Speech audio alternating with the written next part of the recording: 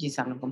ہم چونکہ فائدے پڑھ رہے ہیں کریٹو لیونگ کے، یعنی کہ اگر کوئی انسان ڈیسائیڈ کرے کہ اس نے جس طریقے سے زندگی گزارنی ہے، اس میں ساری چیزیں سوچ کے اپنی مرضی سے نئے طریقے سے حل کرنی ہے۔ اگر پرانی چیزوں کے حل نہ ملے تو اس طرح کی لیونگ کو آپ کہیں گے کہ جی یہ کریٹو لیونگ ہے۔ تو اس کے ہم فائدے پڑھیں تو چھٹا فائدہ جو ہے وہ یہ ہے انٹیگریٹنگ۔ انٹیگریٹنگ کا مطلب سمجھے کہ یہ ہے کہ اگر صرف ایک پوائنٹ آف ویو پہ، صرف ایک چیز پہ رلائی نہ کیا جائے، بلکہ بہت ساری جگہوں سے سیکھا جائے اور بہت سارے سسٹمز جو ہیں وہ اپنی کہتے ہیں نا کہ ووکیبلری کا پارٹ بنا لیں کہ ادھر سے مسئلہ نہ حل ہو تو ادھر سے ہو جائے، ادھر سے نہیں ہوگا تو ادھر سے ہو جائے، کہ پھر جب بہت سارے ٹولز آپ کے پاس ہوں تو پھر جس بھی طریقے سے، جس بھی ٹول سے ایک یا دو یا چار ٹولز جو بھی ہے، تو آپ کے پاس سمجھے کہ جو آپ کے حل ہیں وہ بڑے رچ نکلتے ہیں اور کہیں نہ کہیں سے کوئی نہ کوئی حل نکل آتا ہے۔ This feature begins with humility. یہ جو بات ہے نا کہ انٹیگریٹ کرنا اور انٹیگریٹنگ چیزیں کرنے کے کا جو فائدہ ہے، اس کی ابتدا جو ہے وہ ہیوملٹی سے ہوتی ہے۔ ہیوملٹی آپ کہہ لیں کہ یہ مان لینا، مطلب آسان اس کا مطلب اگر میں سمجھاؤں تو وہ یہ ہے کہ یہ مان لینا کہ میرا پوائنٹ آف ویو جو ہے نا وہ دنیا کا بیسٹ پوائنٹ آف ویو نہیں ہے۔ اپنے آپ کو ہمبل بھی ایک طریقے سے رکھنا اور کھلے ذہن کا رکھنا کہ جو دوسرے کہہ رہے ہیں اس کا بھی کوئی مطلب ہو سکتا ہے۔ We learn there are many ways to perceive and to know۔ دیکھیں ہم نے اگر کوئی چیزیں پتہ کرنی ہے، سمجھنی ہے اور جاننی ہے تو کوئی اس کا ایک طریقہ نہیں ہے۔ یہ نہیں کہ کوئی جو آپ ہی کے تہذیب اور آپ ہی کے طریقے میں جو طریقہ ہے صرف وہی طریقہ درست ہے۔ اگر ایسے ہوتا تو آپ کی تہذیب کے باہر، آپ کے طریقے کے باہر، آپ کے کلچر کے باہر جو لوگ ہیں ان کو کچھ بھی پتہ نہ ہوتا، سب کچھ غلط پتہ ہوتا۔ ایسے نہیں ہے۔ We are facing a situation of paradigm shift to a new and integral web world and knowledge ecology model, drawing on our interconnection, information flow and self-organization۔ اب دیکھیں یہ زمانہ بہت ہی عجیب ہے، چیزوں کی تبدیلی جو ہے بہت ہی تیزی سے آ رہی ہے، اتنی تیزی سے آ رہی ہے کہ ابھی آپ تبدیلی کے اندر پہنچے نہیں ہوتے اور تبدیلیاں آ چکی ہوتی ہے، یعنی ہم ہمیشہ تھوڑے سے پیچھے رہتے ہیں۔ تو سمجھو کہ اب سے پہلے جو اب ہم جو اگر پاکستان میں پیدا ہوئے ہیں، پاکستان میں ٹرین ہوئے ہیں، تو سمجھے کہ جس طریقے سے ہم جس طریقے کو ہم سٹینڈرڈ سمجھ کے اسی کے ذریعے علم حاصل کرتے رہے ہیں وہ اب آبسولیٹ ہو گیا، یعنی اب اس کی طرح کے اور بہت طریقے آ گئے ہیں۔ اس کی وجہ یہ ہے کہ اس وقت جو ہم نالج یعنی علم حاصل کرنا، نئی چیزیں سیکھنے کا جو ہمارا سسٹم ہے اس کے اندر بہت بڑی ایک چینج آئی ہے۔ وہ کوئی چھوٹی گریجول چینج نہیں ہے، بہت بڑی چینج یہ ہے کہ آپ ایک ویب کی دنیا میں ہیں۔ اب آپ ایک ویب ورلڈ میں ہیں۔ ویب ورلڈ کا مطلب ہے کہ ایک دروازہ کھولا یعنی انٹرنیٹ کھولا تو آپ کے سامنے ایک دنیا نہیں کھولی، آپ کے سامنے تو ہزاروں دنیایں کھل گئی ہیں۔ اب یہ ڈیپینڈ آپ کے اوپر کرتا ہے کہ آپ کو کتنی زبانیں آتی ہیں۔ مجھے اگر اردو اور انگریزی آتی ہے تو میں اردو کے بھی سارے فائدے اٹھا لوں گی، انگریزی کے بھی اٹھا لوں گی۔ مجھے فرینچ نہیں آتی تو میں فرینچ میں جو کچھ لکھا ہوا ہے یا کہا گیا اس کے فائدے نہیں اٹھا سکتی، لیکن اگر کسی کو وہ آتی ہے تو وہ اس کے بھی فائدے اٹھا سکتے ہیں۔ اس کا مطلب ہے کہ یہ جو ویب ورلڈ ہے تو بہت ہی بڑی ہے اور آسان ہے اور مفت ہے۔ تو سمجھیں کہ یہ ویب ورلڈ سے نالج حاصل کرنا اور اس سے پہلے والے سسٹمز میں نالج حاصل کرنے میں جو فرق ہے وہ بہت ہی بڑا ہے۔ تو سمجھیں کہ جس کو کہتے ہیں نا نالج کا ایکولوجی ماڈل، کہ بھئی کون سی انفارمیشن کہاں سے آتی ہے، وہ کون ایبزارب کرتا ہے، وہ کون پروسیس کرتا ہے، یہ ماڈل ہی چینج ہو گیا ہوا ہے۔ تو سمجھیں کہ اب ہمارے جو انٹر کنیکشنز ہیں، جو ہمارا انفارمیشن کا فلو ہے، یہ اب ایسے نہیں ہے کہ ماں نے بتایا بچے کو تبھی بچے کو پتا چلا، ورنہ بچہ بونگا ہی رہ جاتا ہے کیونکہ ماں نے تو کبھی کوئی بات بتائی نہیں۔ اب تو ایسے نہیں ہے، آپ کے بچوں کو آپ جو چیزیں نہیں بھی سکھاتے وہ آپ کو پتہ بھی نہیں ہوتا، وہ کہیں سے سیکھ لیتے ہیں۔ اس کا مطلب ہے کہ یہ ایک بہت بڑا چینج ہے۔ تو اس چینج کا سب سے بڑا اثر تو اس چیز پہ ہوگا کہ ہم نالج کو کس طریقے سے سمجھتے ہیں اور ہم کس کس کی بات کو درست سمجھتے ہیں، کس کس کی بات کو غلط سمجھتے ہیں۔ اور وہی بات کہ آپ کا ایک فون ہے اور اس میں کتنے سسٹم ہیں، یہ اتنی بڑی بڑی دنیایں ہیں انفارمیشن کی۔ یہ ایک چیز نہیں، یہ دنیایں ہیں انفارمیشن کی، یونیورسز ہیں، اور یہ ساری کی ساری یونیورسز آپ کے پاس موجود ہیں۔ تو پھر اب یہ تو نہیں ہو سکتا کہ اتنی ساری یونیورسز موجود ہونے کے ساتھ ساتھ آپ اس چیز پہ بھی پکے رہیں کہ نہیں جو امی نے کہا تھا وہ درست تھا، جو ابو کہتے ہیں وہ درست ہے، جو میری ٹیچر نے کہا ہے وہ درست ہے۔ ایسے نہیں ہو سکتا۔ تو سمجھیں کہ جس طریقے میں، جس سسٹم میں ہم پلے بڑے ہیں، جس میں ہمارا استاد، ہمارا ماں باپ، ہمارا نیبر، ہمارا بڑا بھائی جو ہمیں کہتا تھا ہمارے لیے وہی صحیفہ ہوتا تھا، وہ دنیا کمپلیٹلی چینج ہو چکی ہے. آپ اب بچے ماں کو بہت ہی جلدی کوشچن کرنا شروع کر دیتے ہیں، کیونکہ بچوں کو فیکٹس جو ہیں وہ بہت سارے اور سورسز سے بھی پتہ چلتے ہیں. اور دوسری بات ہے کہ بہت ساری چیزیں آپ کو سائنٹیفک نالج کے طور پہ ملتی ہیں کہ بھائی جس چیز پہ آپ اندھا بلیف کرتے تھے کہ یہ چیز ایسے ہی چلتی ہے، سائنس نے یہ پروو کر دیا کہ نہیں بھائی ایسے تو نہیں ہے. تو پھر سائنٹیفک نالج کو، سائنٹیفک پروف کو جھٹلانا اتنا مشکل ہے کہ پھر سمجھیں کہ جو ہمارے پرانے نالج کے جو سسٹم ہے ان پہ بہت بڑا کوشچن مارک لگ گیا ہوا. ڈیٹا بے تحاشا ہے. یہ دنیا اتنا زیادہ ڈیٹا جو پروسیس ہو ہی جا رہا ہے کہ اگر مجھے صرف ایک چھوٹے سے ٹاپک پہ بھی تحقیق کرنی پڑے تو آنےسٹلی اس ایک چھوٹے سے ٹاپک کے اوپر دنیا میں جو انفارمیشن ہے، میں اپنی لائف ٹائم میں وہ انفارمیشن بھی شاید صحیح طرح پروسیس نہ کر سکوں. تو اب اس کو بڑا کر کے دیکھ لیں کہ دنیا کی تمام ترین نالج. اب جیسے میں آپ کو بتاتی ہوں کہ میرے پاس مجھے بہت شوق ہے کتابیں پڑھنے کا. مجھے کوئی بھی نیا ٹاپک ہے وہ پڑھنے کا بہت شوق ہے. آج سے 10 سال پہلے میرا یہ شوق کسی کام کا نہیں تھا، کیونکہ جب تک کوئی کتاب میں خرید نہ سکتی تب تک میں کچھ پڑھ نہیں سکتی تھی. آج میرے پاس ایسے سورسز ہیں، اتنا ڈیٹا انٹرنیٹ پہ موجود ہے کہ جو کتاب آج سے 1 مہینے پہلے کہیں امریکہ میں، یو کے میں، نیدرلینڈس میں چھپی ہے، آج وہ میرے پاس ہے وداؤٹ اسپینڈنگ اینی منی. یعنی میرے پاس دنیا کی تمام نالج جو میں لینا چاہتی ہوں اس میں سے میجورٹی آف دا نالج میرے پاس فری پڑی ہے، اور میں یہی کرتی ہوں، میں اس فری نالج کو یوز کرتی ہوں. تو یہ اندازہ کریں کہ جب میرے پاس ڈیلی کی بیسس پہ بے تحاشا فری نالج آئے گی، اور اس میں سے میجورٹی. اب بات یہ کہ چونکہ میں پڑھا لکھا انسان ہوں، اس لیے مجھے کم پڑھی لکھی چیزیں جو ہے نا وہ چارم نہیں کرتی، میں ان کے اوپر ڈپینڈ نہیں کرتی.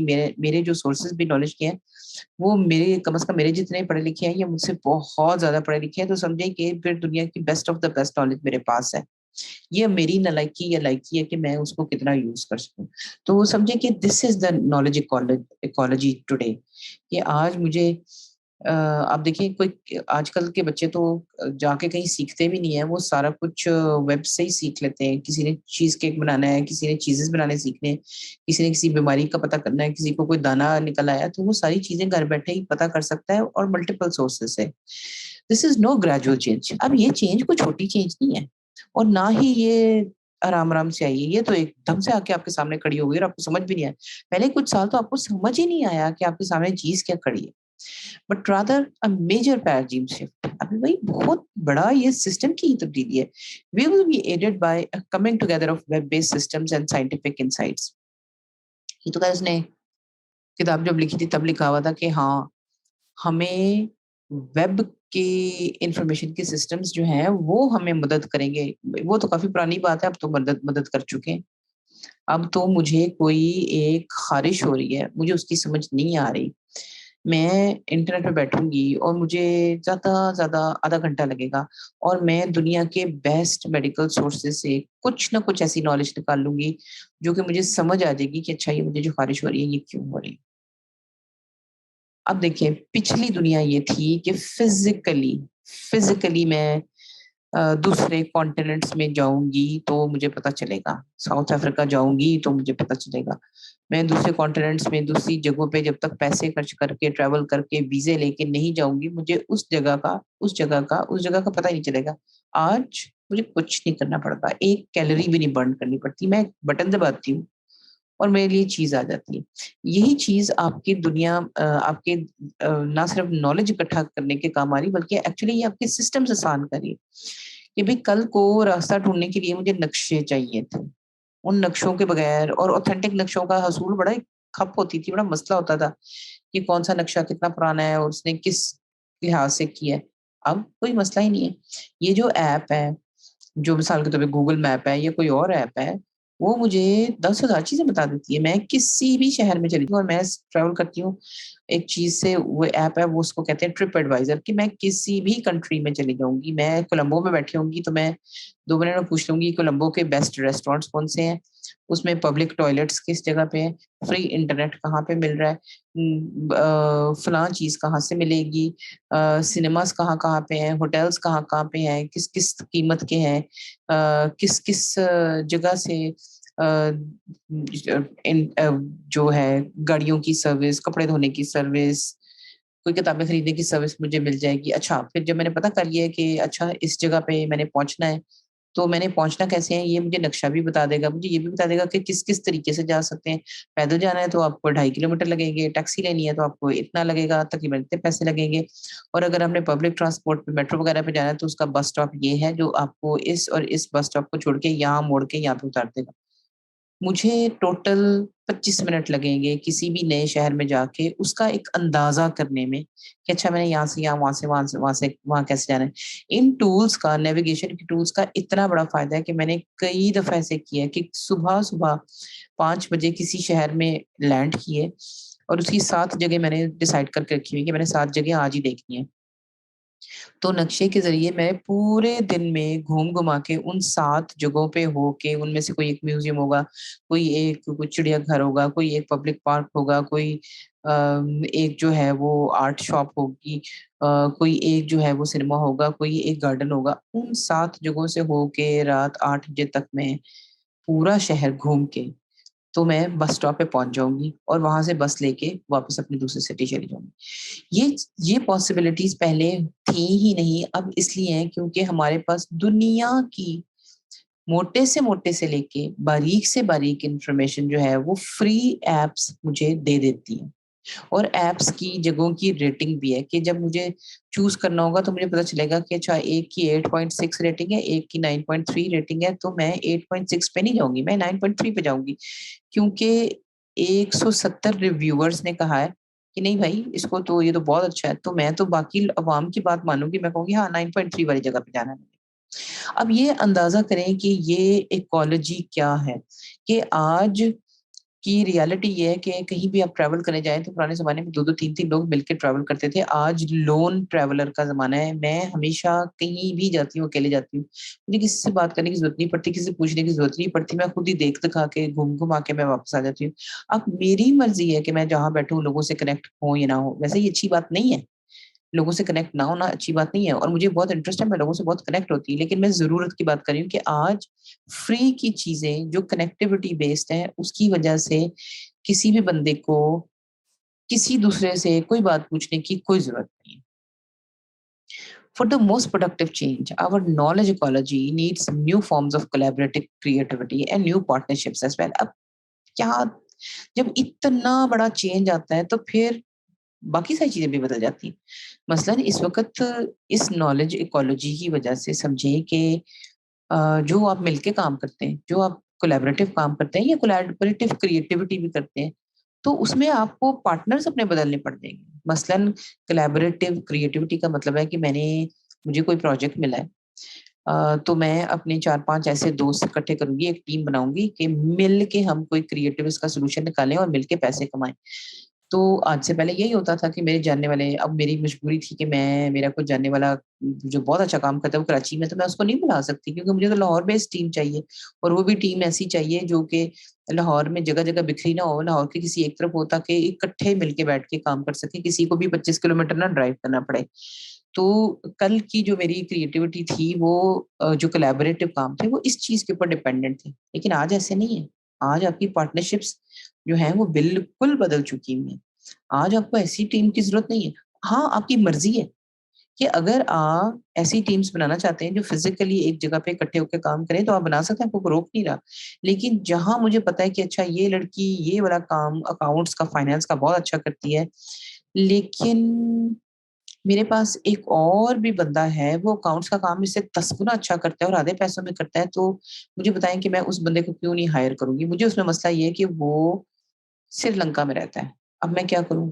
تو اب چونکہ آج کل کی نالج اکانومی ہے فرق، جس میں فزیکلی ایک دوسرے کے ساتھ مل کے بیٹھ کے کام کرنے کی ضرورت نہیں، تو میں اس بندی کو آرام سے ریپلیس کر سکتی ہوں، اپنے پیسے بھی بچاؤں گی اور اپنا کام بھی بہتر کر لوں گی by hiring that person in Sri Lanka. اب آج آپ کی ٹیمیں جو ہیں ریموٹ ٹیمز ہیں. میں نے کوئی پروجیکٹ بنایا، میں نے کہا کہ اس کی بجٹنگ ایسے کرنی ہے، پاکستانی روپیز میں اتنے پیسے ہیں، اس کا اس کے یہ ٹاسک ہے، یہ کام ہے، اور میں نے کسی جگہ سے مجھے پتا چلا، جیسے ویب پہ جیسے فائبر اور اس طرح کی سروسز ہوتی ہیں جس میں لوگ اپنی سروسز آفر کرتے ہیں تھوڑے سے پیسوں کے لیے دوسروں کو. میں نے وہاں سے کوئی بندہ ہائر کیا، میں نے اس کو کہا کہ یہ میرا ٹائم ہے، یہ میرا بجٹ ہے، مجھے بجٹ بنا کے دو لیکن میں اتنے پیسے بچانے. وہ مجھے بجٹ بنا دے گا. اب وہ بندہ کہاں بیٹھا ہے مجھے اس سے کوئی مطلب نہیں. اب آپ کی ٹیمز میں وہ لوگ بھی شامل ہیں جو فل ٹائم ورکرز نہیں ہو سکتے، جیسے اس طرح کی خواتین ہیں کہ جو بہت سمارٹ ہے، بہت تجربہ ہے، لیکن اس وقت وہ بچے پال رہی ہیں تو وہ فل ٹائم کام نہیں کر سکتی، لیکن وہ کولیبوریٹو ٹیمز کا بہت زبردست پارٹ بن سکتی ہے، کیونکہ اس قسم کا ریموٹ جو کام ہے وہ آپ کی فلیکسیبلٹی کے اوپر بیس کرتا ہے کہ آپ کو صبح کے وقت میں نے اس کو بتا دیا کہ اچھا یہ چیز ہے، اس کی یہ السٹریشن تمہیں کر کے بھیجنی ہے، تمہارے پاس 24 گھنٹے کی ڈیڈ لائن ہے، کر کے بھیج دو. اب اس 24 گھنٹے میں سے کبھی بھی وہ ٹائم نکال کے وہ کام کر لے گی اور مجھے بھیج دے گی، مجھے کام مل جائے گا. اس کا کام بھی ہو رہا ہے، میرا کام بھی ہو رہا ہے، اور کسی کو کوئی تکلیف نہیں. تو آج کل کی ٹیمز اس طرح بنتی ہیں. کوئی ٹیم ممبر آپ کا انڈیا میں بیٹھا ہوا ہے، کوئی ٹیم ممبر آپ کا بھوٹان میں بیٹھا ہوا ہے، اور آپ کہتے ہیں کہ بھائی وہ تو منک ہے. تو وہ کہتے ہیں بھائی میں منک تو ہوں، لیکن میں جو ہوں کریٹو رائٹر بھی ہوں. تو تم نے کوئی کاپی رائٹنگ کرانی ہے، اشتہار کی چیز لکھوانی تو مجھے بتا دو. تو وہ وہاں اپنے کام بھی کر رہے ہیں اور اس کے ساتھ ہی بیچ میں اس نے کام کر کے آپ کو بھیج بھی دیا. آج کل کی ٹیمز میں آپ کو دنیا میں کسی بھی جگہ پہ ایسے لوگ مل جاتے ہیں جو کہ ڈے ٹائم میں کچھ اور کر رہے ہوتے ہیں، لیکن ایکسٹرا کام جو ہے وہ آن لائن ویبس میں کر رہے ہوتے ہیں. کہ یہ سمجھے کہ ڈیٹا کا بندہ ہے اور بہت سمارٹ بندہ ہے، اور وہ کہتا ہے کہ بھائی میرے پاس تو 10 جابس ہیں، مجھے بتاؤ آپ کو کب ڈیڈ لائن ہے آپ کی. آپ کہیں گے جی تب ڈیڈ لائن ہے. وہ کہے گا بس ٹھیک ہے، بات ختم. اب مجھے یہاں بیٹھے پاکستان میں بیٹھے نہیں پتا کہ اس نے کب کیسے کام کرنا ہے، لیکن اس نے اپنی ڈیڈ لائن کو آنر کیا. اس نے اس ڈیڈ لائن پہ کام بھیج دیا اور آپ نے اس کو فوراً پیسے بھیج دیے، اس کو فوراً کی فوراً پیمنٹ ہوگی. دن میں اس طرح کے 10 کام اس نے پکڑے ہیں. تو مجھے پتا بھی نہیں، مجھے اس کا مطلب یقین کریں کہ مجھے تو اس بندے کا یہ بھی نہیں پتا کہ اس کا صحیح نام کیا ہے. اس کو پتا ہے کہ اس کا چائنیز نام میں صحیح نہیں پروناؤنس کر سکتی، تو اکثر چائنیز لوگوں نے اپنا انگریزی نام رکھا ہوا ہے، جیسن رکھا ہوا ہے، مائک رکھا ہوا ہے. وہ کہتا ہے چلو تم مجھے مائک کہہ دو. مطلب اس نے میری زندگی اتنی آسان کر دی ہے کہ اس بندے کی ریئل آئیڈینٹی پتا کیے بغیر ہی میں اس سے کام کروا رہی ہوں، اور وہ کام بہت زبردست کر رہا ہے. کچھ لوگ جو ہیں ان کا لائف سٹائل ایسا ہے کہ وہ کہتے ہیں کہ بس ہم نے اپنی زندگی بھی انجوائے کرنی ہے، جو ہمیں پسند ہے وہ بھی کرنا ہے، ہم نے ٹریولنگ بھی کرنی ہے، ہم نے ریسٹ بھی کرنا ہے، لیکن ہم بس اتنا کام کریں گے جس میں ہمارے کام چل جائے. تو وہ سمجھے کہ ریموٹلی اپنا کام کرتے ہیں، آپ ان کو کام دیتے ہو، وہ دن کے 2-3 گھنٹے کام کریں گے، باقی 6 گھنٹے جو ہیں وہ عیاشی کریں گے یا ٹریول کریں گے یا بالکل ہی کچھ اور کریں گے. آپ کی ٹیم میں ایسے لوگ بھی ہو سکتے ہیں جو کہ فزیکلی آپ کے ساتھ اس لیے نہیں ہو سکتے کیونکہ ان کی سرٹن لمیٹیشنز ہیں. ایسے بھی لوگ ہو سکتے ہیں جو کہ کہتے ہیں کہ ہم ویکیشن پہ جا رہے ہیں، تو ویکیشن میں میرے پاس روز کے 2 گھنٹے ہوں گے، تو چلو اس میں کوئی چھوٹا سا کام کر لوں. اب آپ کو بالکل نہیں پتا وہ کیا کر رہا ہے بندہ، لیکن وہ آپ کا کام بہرحال کر رہا ہے. تو یہ ساری وہ چیزیں کولیبوریٹو کریٹیوٹی کی ہیں جس میں ٹیم کی جو ہے وہ نیچر چینج ہو گئی ہے اور یہ بہتری کی طرف چینج ہوئی ہے. ٹھیک ہے، اب آپ کو پتا ہے کہ یہ سارے ٹیم ممبرس جو ہیں یہ کبھی بھی اکٹھے نہیں ہوں گے. کوئی ارجنٹینا میں بیٹھا ہوا ہے، کوئی چائنا میں بیٹھا ہوا ہے، کوئی بھوٹان میں بیٹھا ہوا ہے، کوئی انڈیا میں بیٹھا ہوا ہے، کوئی نیدرلینڈ میں بیٹھا ہوا ہے کہ یہ بندی پاکستانی ہے پر کہتی ہے میں نیدرلینڈس میں شادی ہوئی ہے، میں ادھر ہی رہتی ہوں لیکن میں کر دوں گی کام. یہ کہیں ساؤتھ افریقہ میں بیٹھا ہے. بات یہ کہ اگر آپ کا کام پروجیکٹ ختم ہو گیا اور آپ نے ایک پارٹی کرنی ہے تو اب آپ پارٹی کیسے کریں گے کیونکہ آپ تو سارے اکٹھے ہی نہیں. تو پھر کئی لوگ زوم پہ یا ورچوئل پارٹی بھی کر لیتے ہیں. یعنی نئے اصولوں کے 2 فائدے ہیں. ایک تو آپ کی رقم اور ٹائم بچتا ہے، دوسرا آپ کے لائف سٹائل میں فلیکسیبلٹی آتی ہے، تیسرا آپ کو کوئی پابندی نہیں ہے کہ آپ کے ارد گرد جو ایک نالائق قسم کا بندہ ہے جو آپ ہر پروجیکٹ میں آپ کو تنگ کرتا ہے، آپ اسی کو ہائر کریں جسٹ بیکاز وہ آپ کے قریب ہے اور وہی ہے اس وقت اویلیبل. آپ کہتے ہیں کہ یار نہیں کرنا تمہیں ہائر، تم نے تو مجھے 10 پروجیکٹس میرا بڑا فرق کیا. تو آپ پھر آپ کے پاس یہ پاسبلٹی ہے کہ تقریباً اسی پیسوں میں یا اس سے بھی کم پیسوں میں دنیا میں کہیں سے بھی اس سے 4 گنا بہتر بندہ ہائر کر سکتے ہیں. یعنی ان ٹیمز کی جو پروڈکٹیوٹی ہے، جو کوالٹی ہے وہ بھی بہتر ہوتی ہے. Creativity itself is culturally dependent and can transform dramatically across cultures. اب جو کریٹیوٹی ہے یعنی تخلیق جو ہم نے سیکھی ہوئی ہوتی ہے اس کا بہرحال کلچر سے بہت گہرا تعلق ہوتا ہے. کیونکہ آپ اگر ایک خاص کلچر کے اندر پلے بڑھے ہیں تو اس کلچر کے نارمز، اس کلچر کے طریقے، اس کلچر کے سٹینڈرڈز، اس کلچر کے ایتھکس آپ کے اندر موجود ہوتے ہیں. اگر تو آپ بہت سارے کلچرز میں پلے بڑھے ہیں کہ آپ کی ماں امریکن ہے، آپ کا باپ جو ہے وہ برٹش ہے، اور آپ رہتے پاکستان میں تو سمجھے کہ پھر 3 کلچرز کے سسٹمز آپ کے پاس آ گئے تو پھر وہ اسٹوری کچھ اور ہے. لیکن ایک کلچر میں پلنے بڑے والے جو ہے ان کی کریٹیوٹی کے اوپر اس کلچر کا بہت زیادہ اثر ہوتا ہے. تو ظاہر ہے کہ پھر اب اگر آپ پاکستانی کلچر کے حساب سے بات کرتے جو افریقہ میں رہ رہے ہیں اس افریقن کلچر کے لحاظ سے بات کرے گا, اس کا کئی فائدے کئی نقصان ہے. لیکن ایک تھوڑا سا نقصان یہ ہے کہ دیکھیں اگر آپ کسی ایسے کلچر میں بلانگ کرتے ہیں جیسے ہمارا کلچر ہے, میں بڑے ایزیلی کہہ سکتی ہوں کہ ہمارے کلچر میں کوالٹی کے سٹینڈرڈز بہت نیچے. ہم مانیں یا نہ مانیں لیکن ہم کسی بھی چیز کو ایک دم تعریف کر دیتے ہیں کیونکہ ہمارے کوالٹی کے سٹینڈرڈز بہت کم ہیں. ہمارا کرافٹ, ہماری سائنس, ہماری تعلیم, سب جو چیزیں نا میڈیوکر یا اس سے کم لیول کی ہے. تو اس کا نقصان کیا؟ اس کا نقصان یہ ہے کہ آپ کا بچہ جو ہے نا کوئی یہ ڈرائنگ کرے گا نا, ایسی ڈرائنگ جو پچھلے 50 سال سے بچے کر رہے ہیں, تو چونکہ آپ کے بچے نے کی ہے تو ایک دم اس کو کہیں گے آپ کی ہاں دیکھو کتنا کریٹو ہے, یہ تو آرٹسٹ بنے گا بڑے ہو کے. یہ آپ کی خواہش ضرور ہو سکتی ہے, وہ بچہ اچھا بھی ہے, میں بچوں کو کرٹیسائز نہیں کر رہی, لیکن بات یہ ہے کہ جو چیز پچھلے 50 سال میں 2000 دفعہ پہلے ڈرا ہوئی ہوئی ہے, اگر آپ کے بچے نے دوبارہ ڈرا کر لی ہے تو آپ اس کو کاپی پیسٹ تو ضرور کہہ سکتے ہیں, ریپیٹ ضرور کہہ سکتے ہیں کہ اس نے سیکھا بڑا اچھا ہے, لیکن آپ اس کو کریٹو نہیں کہہ سکتے کیونکہ یہ نیا نہیں ہے. اب یہ اس چیز کا تعلق ہمارے کلچر سے. اکثر یہ ہوتا ہے کہ میرے بچپن میں جس طرح کی تصویریں بن رہی تھی آج بھی اسی طرح کی بن رہی ہیں. تو ویسے تو دیکھیں سارے بچے شروع میں ساری چیزیں انگلش سے کرتے ہیں, اس بات کی بات نہیں ہو رہی, لیکن جس قسم کی بھی چیز ہو رہی ہوتی ہے اس کو ہم ایک دم کریٹو کہہ دیتے ہیں. ہم یہ سوچتے نہیں ہیں کہ کیا واقعی یہ کریٹو ہے یا نہیں. اب بچے کو انکریج کرنے کے لیے تو آپ اس کو جو مرضی کہہ دیں, اس تو کوئی مسئلہ ہی نہیں ہے. لیکن اگر ہم as a part of culture ان ساری چیزوں کو جینوئنلی بہت گڈ کوالٹی مانتے ہیں تو کچھ مسئلہ ہے. اس کا مسئلہ یہ ہے کہ پھر جب آپ ایک بچے کی اچھی ڈرائنگ ہوتی ہے, یہ اچھی ڈرائنگ ہے, اس کو آپ ایک دم بہت ہی اچھا کہہ دیتے ہو تو اصل میں آپ اس بچے کی ترقی کو روک دیتے ہیں. کیوں کہتا ہے مجھے تو 10 میں سے 9 نمبر مل گیا, تو مجھے کیا ضرورت ہے اور کام کرنے کی. تو یہ سمجھے کہ کلچر کا جو سسٹم ہوتا ہے وہ بہت زیادہ آپ کو فرق ڈالتا ہے. اب اس چیز کا کمپیریزن اب ذرا ایک اور بھی دیکھیں کہ ٹرک پہ پتہ نہیں کب سے آرٹ بن رہا ہے. اب آج سے 10 سال پہلے کسی نے کہا ٹرک آرٹ بہت اعلیٰ ہے, بہت ہی زبردست ہے, ٹھیک ہے اچھی بات ہے. لیکن اب ہو کیا رہا ہے کہ اب ہر قسم کے ٹرک آرٹ کو آپ کریٹو اور بہترین کہتے ہیں. یہ بھول جاتے ہیں کہ وہ پچھلے 50 سال سے بن رہا ہے, آپ نے کچھ نیا نہیں کیا اس میں. تو اس وقت جتنی بھی چیزیں جس کو کریٹو پاکستان میں کہتے ہیں اس میں سے آدھی جو ٹرک آرٹ کی کاپی پیسٹ ہے. تو جو چیز کاپی پیسٹ ہے وہ کریٹو تو نہیں ہے, وہ نئی تو نہیں ہے.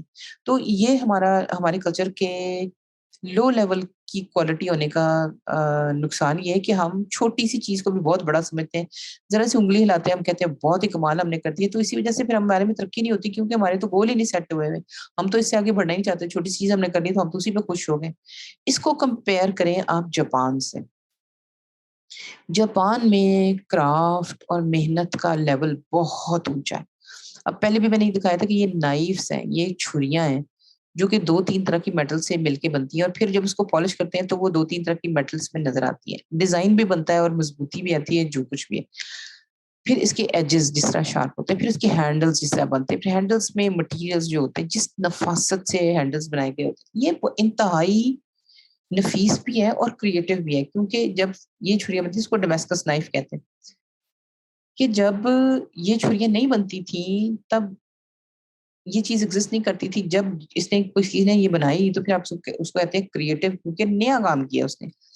اب مزے کی بات یہ ہے کہ اس قدر مشکل سے, یہ بہت محنت طلب چیز ہے جس سے یہ بنتی, لیکن پھر بھی جاپانی لوگ اتنے مزے سے اس کو کریٹو نہیں کہتے, نہیں مانتے, اس لیے کہ وہ کہتے ہیں کہ ہاں یہ تو ٹریڈیشن میں سے چیز نکالی ہوئی, یہ کسی اور کی کریٹیوٹی, یہ 200 سال پہلے کسی نے کریٹ کیا تھا, میں نے تو نہیں کیا, میں تو صرف اسی کو ریپلیکیٹ کر رہا ہوں, اسی کی کاپی پیسٹنگ کر رہا ہوں. یعنی ایز اے معاشرہ جاپانی لوگ ہر چیز کو منہ اٹھا کے کریٹو اور نیا نہیں کہتے, کیونکہ وہ اس چیز کو ریئلائز کرتے ہیں کہ نیا کام کرنا مشکل ہے, تکلیف دہ ہے.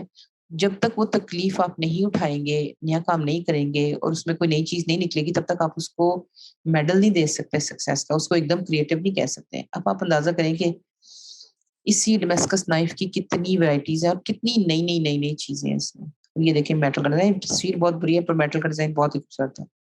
یہ دیکھیں ذرا, یہ میٹل کا ڈیزائن کہ اب یہ الگ الگ میٹلز ہیں, پھر اس کو بینڈ کر کے اس کے اندر یہ بنانا ان اٹ سیلف بہت ہی مشکل کام ہے. مجھے آپ کہیں نا تو میں تو 5 سال لگا دوں گی یہ سیکھنے میں, بنانے میں تو پتہ نہیں کتنے لگاؤ گی. یعنی اتنی مشکل چیز کے بعد بھی جب کسی نے اس طرح کی چیز کے بھی میٹل کا جو یہ ڈیزائن ہے جو پہلے پوری چھریوں میں آیا ہوا تھا, پوری چھریوں میں آیا ہوا تھا, اگر کسی نے کہا کہ نہیں اس کے کرو کو یہاں ختم کر کے یہاں ایک ہی میٹل لائی جائے, جب تک کسی نے یہ نئی انوویٹو چیز نہیں کی تب تک اس نے یہ نہیں کہا کہ یہ نیا ہے, تب تک اس نے سارا جو کریڈٹ ہے وہ ٹریڈیشن کو دیا, اپنے آپ کو نہیں دیا. ہماری طرح نہیں ہے کہ ہم ایک لائن بھی لگانے تو ایک دم اپنے آپ کو خود ہی لیبل لگا دیتے ہیں میں بہت کریٹو انسان ہوں مجھے کچھ نہ کو. تو سمجھے کہ یہ بات ہے کہ معاشرہ بھی بہت زیادہ امپیکٹ کرتا ہے اس چیز پہ کہ آپ کریٹیوٹی کس کو کہتے ہیں اور کس لیول کی کریٹیوٹی کو کریٹو کہتے ہیں اور کس چیز پہ آپ اپنے آپ کو شاباش دینے لگتے ہیں اور کس چیز پہ آپ کو سینس آف اچیومنٹ ہوتی ہے. ہم بہت قیدی ہیں اپنے کلچر کے, we are seeking the youth. اب یہاں یہ بھی دیکھنے والی بات ہے کہ جب آپ کوئی انٹیگریٹنگ اسٹائل میں کہ چیزوں کو فرق پوائنٹ آف ویو سے دیکھ کے جب کچھ کام کرنا چاہ رہے ہیں اور آپ کہتے ہیں کہ نہیں نہیں یہ کریٹو اچھا کام ہے, تو یہ بھی دیکھنے کی بات ہوتی ہے کہ اچھا آپ کیا کرنا چاہ رہے ہیں. ویسٹرن حساب سے نوول یا یونیک چیز کرنا چاہ رہے ہیں. اب ویسٹ میں آپ کو پتا ہے کہ جب بھی کوئی بندہ نئی کوئی چیز کرتا ہے تو اس کے نئے ہونے کی وجہ سے ہی اس کو کہتے ہیں کریٹو, جبکہ کچھ کلچرز میں نئے ہونے کو اچھا کہتے ہیں لیکن اتنا اچھا نہیں کہتے. وہ کہتے ہیں زیادہ بہتر بات یہ ہے کہ چیز اوتھینٹک ہو یعنی اوریجنل ہو, کہ اس میں سچائی ہو. کچھ کلچر سچائی کی وجہ سے کام کو کریٹو کہتے ہیں اور کچھ جو لوگ ہوتے ہیں وہ سمجھے کہ ترقی یا انوویشن کے لحاظ سے کریٹو کہتے ہیں. تو ہمیں یہ بھی دیکھنا ہے کہ ہم آخر کون سا اسٹینڈرڈ فالو کریں, کیونکہ جو اسٹینڈرڈ آپ فالو کرتے ہیں وہ بھی کلچر ڈیپینڈنٹ ہے. تو سمجھے کہ اس طرح کی چیزیں اب آپ کو کیسے پتا چلے گا کہ ان تینوں کوالٹیز میں سے کون سی چیز جو ہے وہ کوئی معاشرہ کر رہا ہے.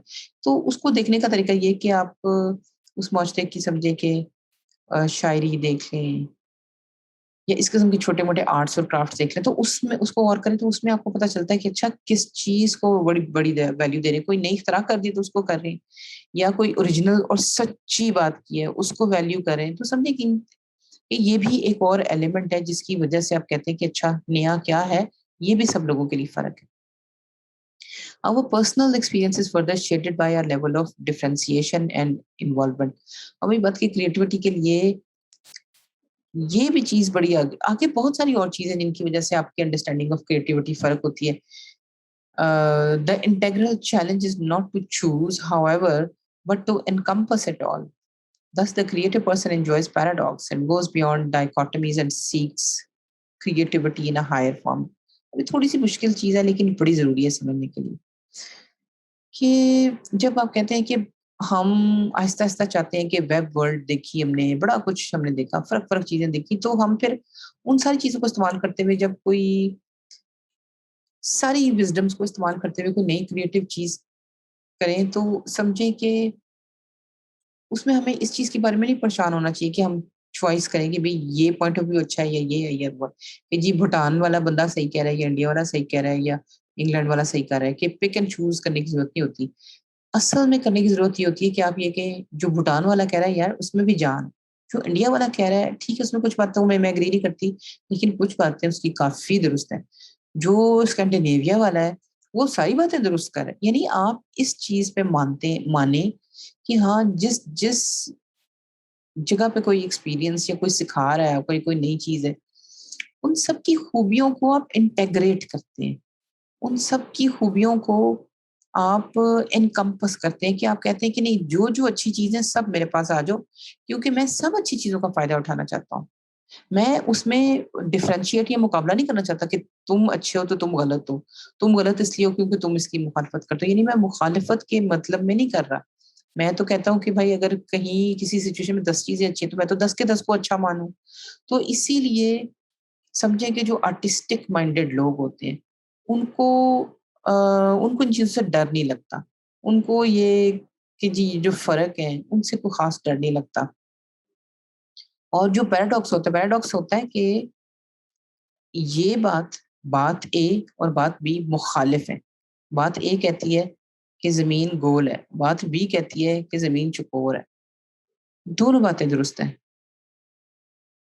مطلب یہ میں اس کے طور پہ کہہ رہی ہوں، ایگزامپل کے طور پہ کہہ رہی ہوں کہ کئی دفعہ ہوتا ہے دو مخالف باتیں بھی بالکل درست ہوتی ہیں، لیکن آپ پریشان ہو جاتے ہیں کہ اچھا مخالف باتیں اگر درست ہے تو پتہ نہیں یہ زیادہ درست ہے یہ وہ زیادہ درست ہے، تو اس کو پیراڈاکس کہیں گے کہ دو سچائیاں ایسی ہوں جو کہ بالکل ایک دوسرے کے مخالف بیٹھی ہوئی ہوں، تو پھر آپ کوشچن کرتے ہیں کہ پتہ نہیں پھر اس میں سے کوئی ایک جھوٹی ہوگی، لیکن ایسے نہیں ہوتا، ضروری نہیں ہے، دونوں سچائیاں بھی ہو سکتی ہیں۔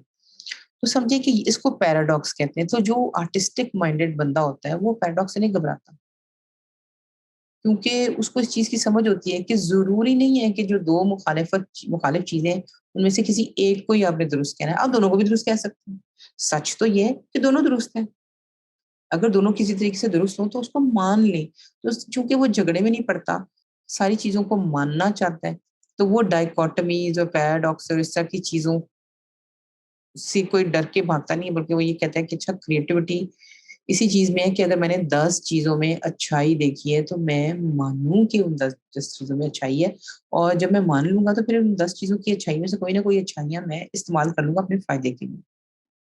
Our experience is filtered through our structure of conscious. We miss worlds and don't have a clue. ایک اور بھی بات ہوتی ہے کہ جب آپ دنیا دیکھنا شروع ہوتے ہیں تو سمجھے کہ جو آپ کا شعور ہے اس کا ایک حساب کتاب ہوتا ہے، تو جو آپ کے حساب کتاب ہوتے ہیں نا وہ آپ کو بتاتے ہیں کہ یہ چیز امپورٹنٹ ہے، اس کو غور سے دیکھو، یہ چیز بکواس ہے، اس کو دیکھنے کی ضرورت نہیں ہے۔ تو اس کا نقصان یہ ہوتا ہے کئی دفعہ کہ آپ کے سامنے چیزیں ہو رہی ہوتی ہیں دوسرے پوائنٹ آف ویو سے، لیکن آپ ان کو دیکھ نہیں پاتے، آپ کو اندازہ ہی نہیں ہوتا کہ آپ نے کیا مس کر دی۔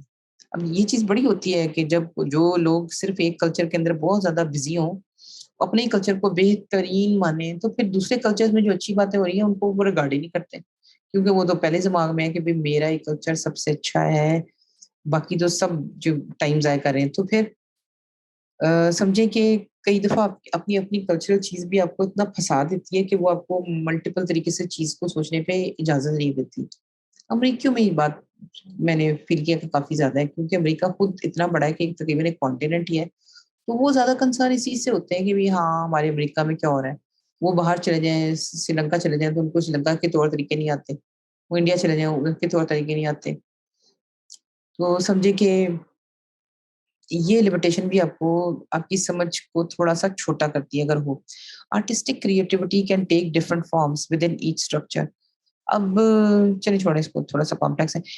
Integral consciousness is partly rich fluid multi perspectival offers an unusually rich palette and draws from all previous levels۔